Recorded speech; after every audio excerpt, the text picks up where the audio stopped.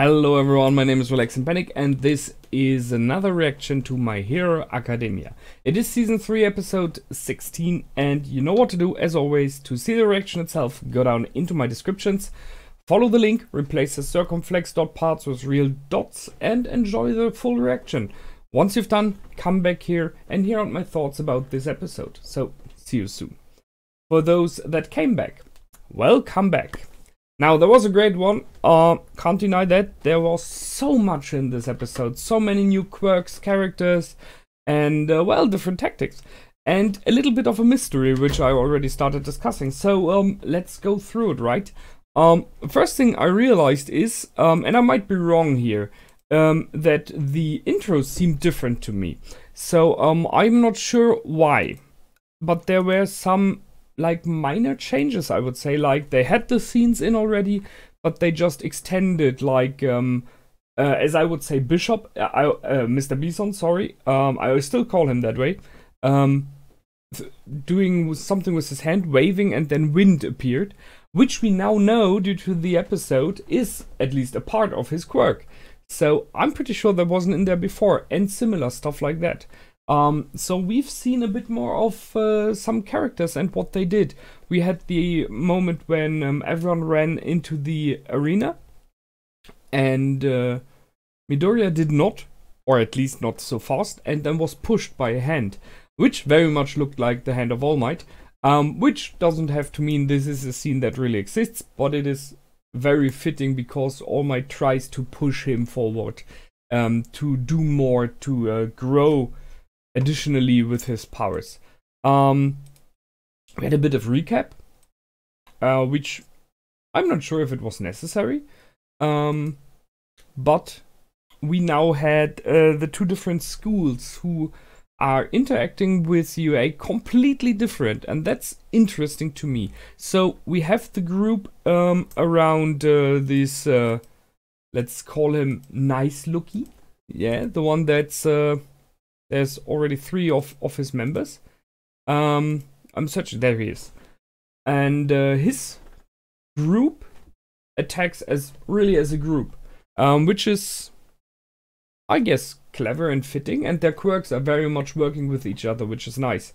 So he has one character creating hard objects and the other one throwing it, and that's impressive. He's able to throw it underground, so those objects travel through the earth. Normally you would be in a high disadvantage against something like that. So very well done by Earphone Jack. There was something they didn't see coming, and I liked it a lot. It is a cool usage of her ability. So in the end, you could say she has his quirk as well. So he can make stuff vibrate, which she does with her voice, with acoustics, you know. This can make stuff vibrate as well. They're very similar in many ways. He does it by touching, and she does it from her earphone jacks by, in the end, creating sonic waves. So it's not the same, but they can kind of produce the same effects, I think. So she is possibly able to counter him in very many ways. If she would have known what he is about to do, the earthquake, the vibration, she could have tried to counter it, I think, as she did with the sonic voice. I'm always forgetting his name, the teacher, who used his voice to boom out on the other test, where she cancelled it with the exact opposite waves, you know. So vibration is in the end nothing else than it vibrates as at a specific wavelength vibration, you know, and she could, I think, counter that. And then it's just the question who's stronger, or I guess it would, somewhere in the middle, it would cancel itself. So he could earthquake around him, but she could kind of protect the area where the other students are standing at. Just saying. So that's one thing. And then we had the girl who's able to fold herself into herself, which is a weird thing. But by doing so, she can protect the areas where she would be hid. So it might give her an advantage here, but there are two things. Number one is, you cannot win this way. you know, you have to be still among the first 100 to get someone hit as the last one, and her quirk is not very much about that. So she has a very defensive quirk. She will not pass using this quirk alone. She needs her teammates to pass, that they, I don't know, like hold someone down and then she can throw or touch. And the other thing is, the areas where you could hit had to be visible and reachable. That was the one thing they said in the beginning. I'm kind of asking myself if this isn't cheating then. And by that, she shouldn't be disqualified. I mean, it's a mean thing, it is her quirk, and she can't use it properly then. But they still should be hittable, I think. So that's one thing. So this school goes as a group. Now on the opposite, on the other side, we have the school around, I'm still calling him Mr. Bison, there he is, who completely took over. I mean, okay, so he is powerful. We knew that before. Now we know even better.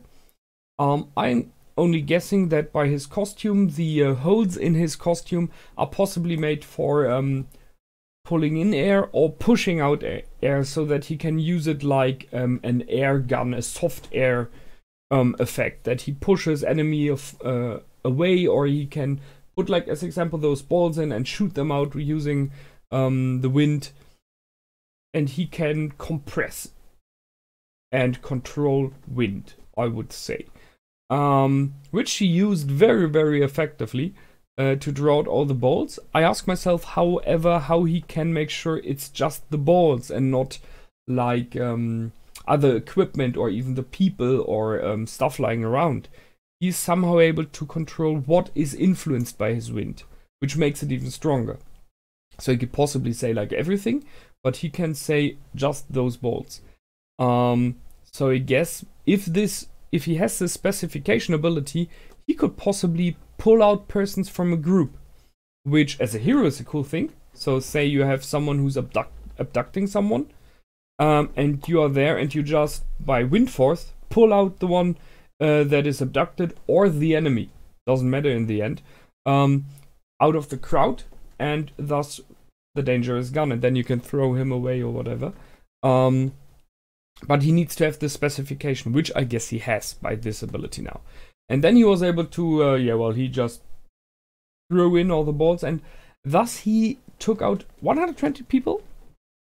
My first idea was that it was more like he just throws the balls all just like into the general direction.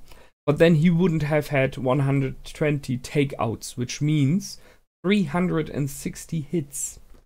Because as far as I've seen, none of them had been hit before. So he very, very likely, or most of them very likely, is even when pushing stuff back, able to control the wind so precisely that he can say those 3 balls to this one, those 3 to this one, and so on and so forth. Which is, thus it happens in just some seconds. Impressively strong, impressively efficient. If this quirk works as it seems now, I can completely see why he is rated the top 1 right now. Because he could take out an army alone, you know? He just, instead of balls, takes stones and smashes their heads. Just saying. This is a very, very powerful quirk, if it works like that. We will see. If it doesn't, then I will have to analyze why it worked here and not in the other episodes. But the thing what he does with his skill is they are going in solo, as it seems. I mean, for him it makes sense.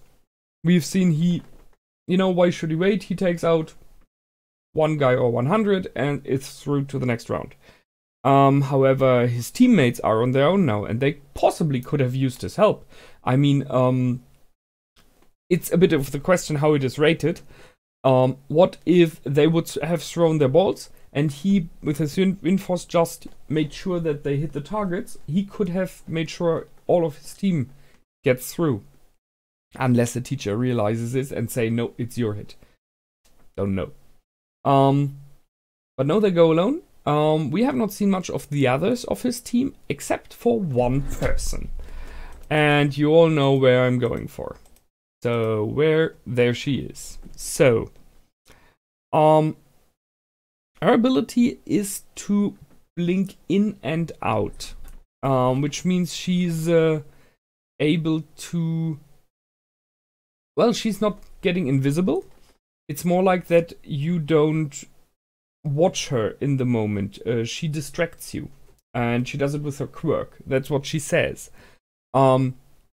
So there have been, yeah, if you look at games like what it is called, Assassin's Creed as example, it's a typical idea about this. When you're in a crowd, you can blend in. It is this ability how to behave in a way that people don't realize you're there. Look normal. Look, you know, just walk normal and maybe make yourself a little bit smaller. But if you try to sneak, people will realize it. It's a thing we all have when we are walking into at night into our room or into our house or wherever, and we try to be not too loud because we don't want to wake someone. Everything is squeaking. Everything. You cannot open a door without it making a sound. But if you walk normally and you just open the door, it makes none. So, her quirk is that she has this kind of distraction ability that you don't see her, which served her very well for the first hit. So, she hit our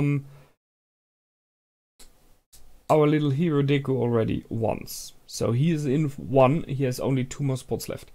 Because he didn't see her coming and he was mumbling. As always.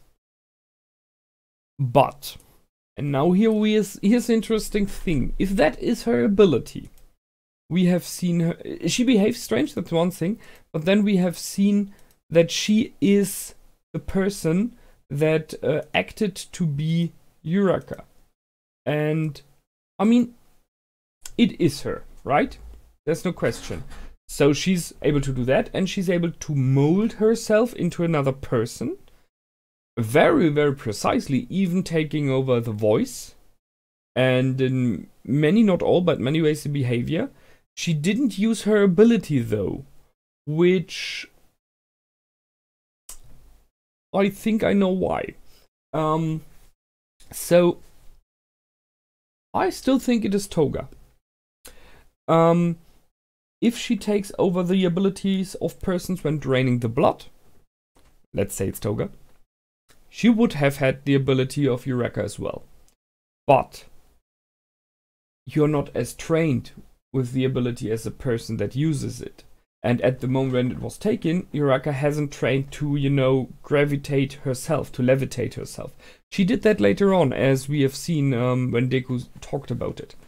So that's why it didn't work, and she stumbled over and everything on purpose, kind of. So either it's Toga by the blood, which means that the original person, the one that looks like this, is possibly, yeah, has been hit by her as well, so got blood taken from her as well. Might be very well dead because the others in the group don't seem to realize. Or it is not Toga, then she has some really strange powers. I mean, 2 quirks, yeah? Which I think is pretty uncommon. But seeing that she can form herself into some kind of slime, maybe she just did that. But yeah, as I said, I think it's Toga because she acts like her in many ways. I want to learn more about you. Oh, we both want to know more about each other. I like you so much. All those things. This was very, very much the way that Toga reacted to Deku when she saw him the first time. So that's why I think it is. Question is, why should she? Why is she there? I mean, she's possibly not sent by the group of villains. It's, if she is, it is more think of that she's into him, you know, and crazy. Yeah.